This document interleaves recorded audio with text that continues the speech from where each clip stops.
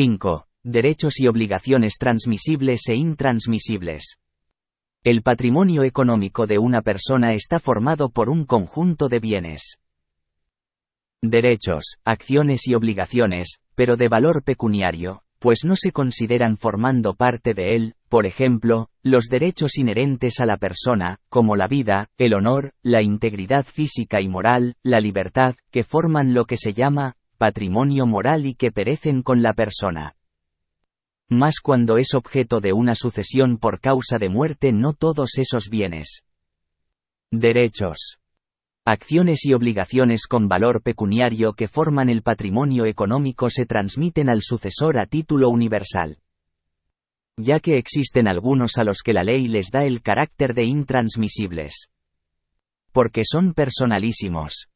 Y al igual que los que forman el patrimonio moral se extinguen con la muerte del titular.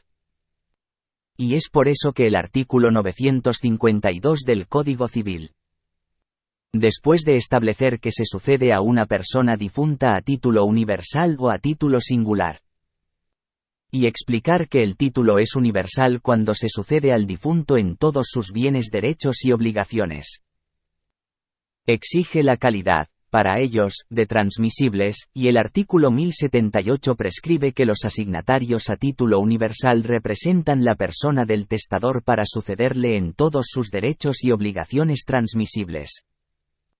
Antes de seguir con el estudio de esta cuestión, conviene aclarar por qué se habla en el epígrafe solo de derechos y obligaciones transmisibles o intransmisibles, y no de bienes, derechos y obligaciones con o sin tal calidad, como lo hizo el legislador en la primera de las disposiciones legales citadas en el párrafo anterior. Los bienes son las cosas susceptibles de apropiación que pueden aportar alguna utilidad al hombre. Sobre ellos se tienen derechos, que es lo relevante, pues las cosas no son bienes más que por los derechos que sobre ellas puedan tenerse, siendo tales derechos los que ligan a las personas con las cosas. Entonces, tener un bien significa tener un derecho sobre una cosa. Los bienes, pues, que una persona tiene no son algo distinto de sus derechos. Y según esto, bastaría decir que el patrimonio de una persona está formado por derechos y obligaciones. O también, por bienes y obligaciones, si se quiere sustituir la palabra derechos por su objeto. Sin embargo, a los derechos mismos se les considera como cosas también, formando la categoría de cosas incorporales, originándose así una situación sumamente confusa, porque en este caso resulta que el derecho es la cosa misma. Pero haciendo a un lado esta cuestión, cuyo estudio exhaustivo no es propio hacer aquí, y continuando con la aclaración anunciada en el anterior párrafo, lo que importa es hacer notar que se suele usar la palabra bienes en sentido restringido, comprendiendo en ella solo las cosas corporales sobre las cuales se tiene el derecho de propiedad o dominio, que entre los derechos reales es el único que se confunde con su objeto, por su amplitud. De ahí que se diga, por ejemplo, mi casa, y no, tengo derecho de propiedad sobre esta casa.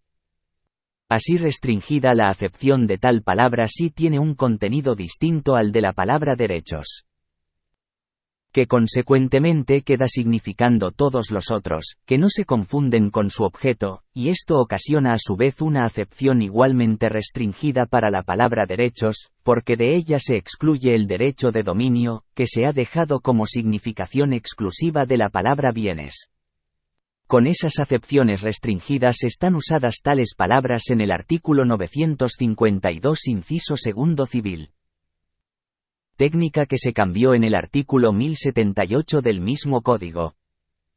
Lo que quizás sea más propio, si los bienes son los derechos reales y personales que se tienen sobre las cosas corporales e incorporales, resulta que lo que realmente se transmite por sucesión por causa de muerte son esos derechos, y por ello se habla aquí de derechos transmisibles e intransmisibles, por un lado, y de obligaciones transmisibles e intransmisibles, por otro.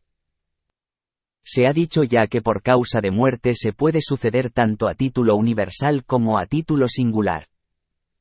Se puede sustituir a una persona fallecida como titular de todo su patrimonio o de una cuota del mismo.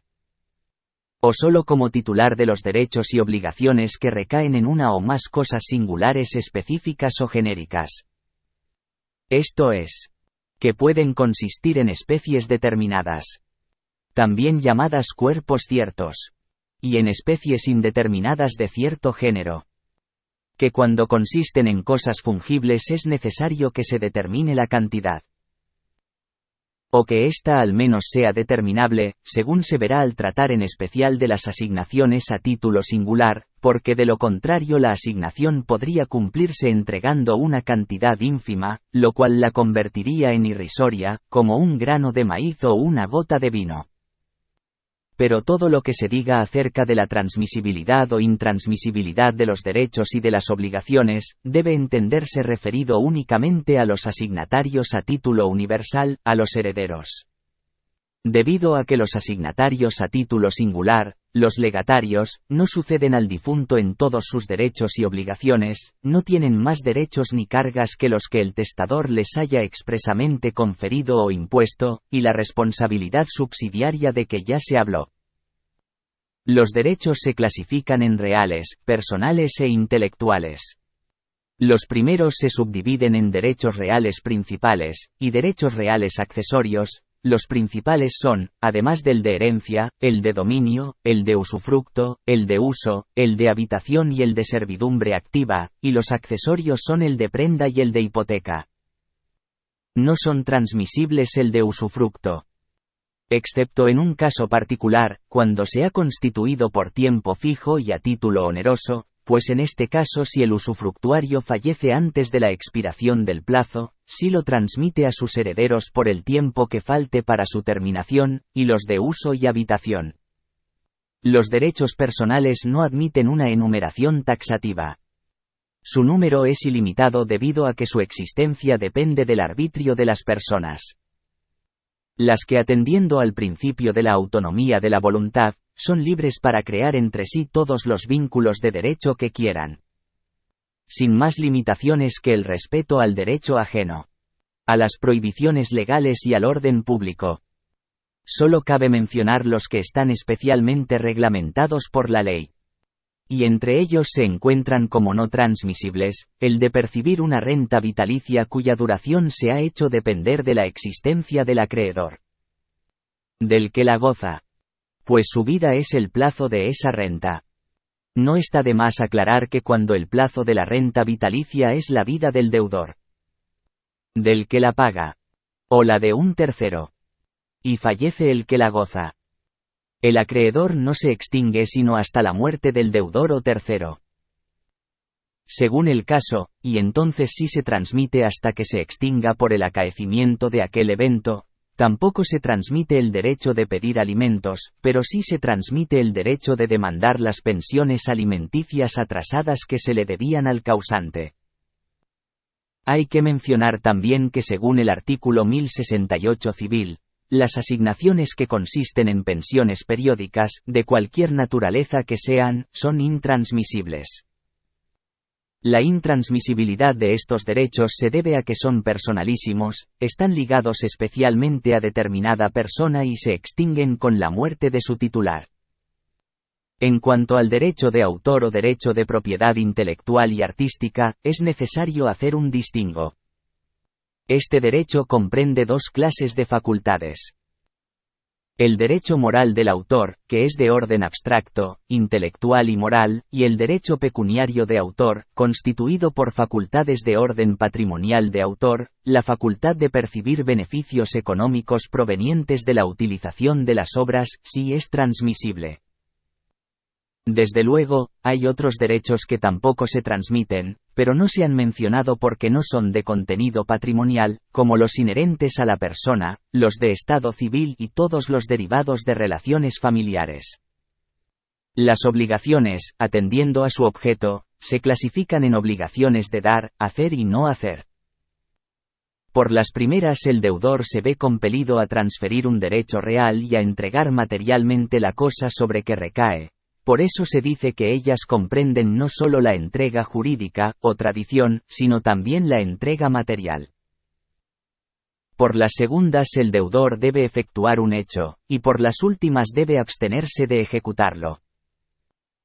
Las obligaciones de dar son transmisibles, las de hacer son, por lo general, personalísimas, intuito personae, y pueden consistir en un hacer jurídico y en un hacer material. Así, la obligación de un mandatario consiste en un hacer jurídico, y la de un artífice en un hacer material. Ambas clases de obligaciones de hacer son intransmisibles por causa de muerte, debido precisamente a su carácter personalísimo. Tal característica se deduce claramente. Respecto a las obligaciones del mandatario. De lo dispuesto por el numeral quinto del artículo 1923. Civil. Que establece que el mandato termina, por la muerte del mandante o del mandatario. Y respecto de las obligaciones de hacer que consisten en un hecho material, la establece en forma general, el artículo 1793 del mismo Código, al prescribir que todos los contratos para la construcción de una obra se resuelven por la muerte del artífice o del empresario. Las obligaciones de no hacer son transmisibles.